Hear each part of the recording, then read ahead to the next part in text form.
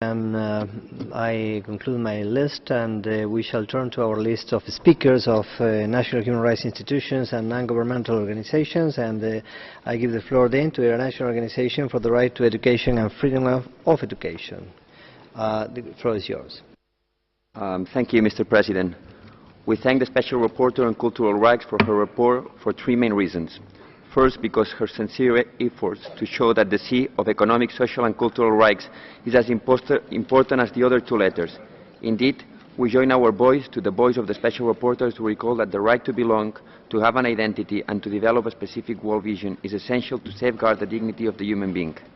Second, we welcome the efforts of the Special Rapporteur to show the history and the current situation of the cultural right from the Special Rapporteur perspective. And third, the Special Rapporteur, in its point 45 of the report, hopes to see the creation of a civil society coalition for cultural rights at the UN. We would love to contribute to this idea. OIDEL considers that the right to education is a pillar of the cultural rights.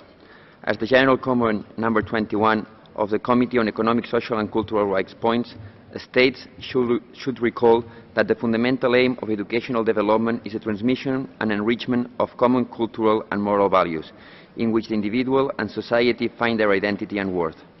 Thus, education must be culturally appropriate, include human rights education, enable children to develop their personality and cultural identity, and to learn and understand cultural values and practice of the communities to which they belong, as well as those of other communities and societies.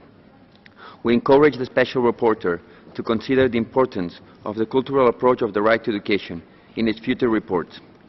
In a context of hate and violence, the international community needs to hear how to deal with the right to have an identity in our educational systems.